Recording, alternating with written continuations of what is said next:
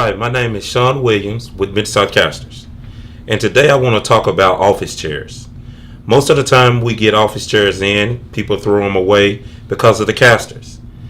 And it's an easy way to fix those casters. Some of the casters that goes with the office chairs are casters like this.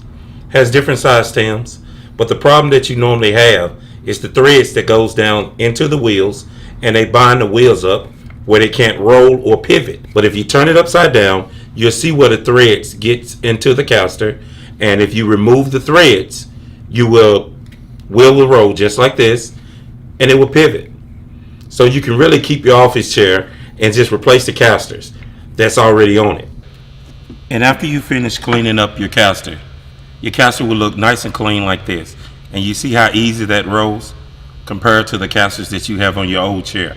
So all you really have to do is take your time, 10 or 15 minutes, clean out everything that's inside of it, and put it back together, and you should have a fine rolling chair. This is Sean from Midsouth Casters, and I thank you for watching. And any questions you need, just give us a call. Thank you.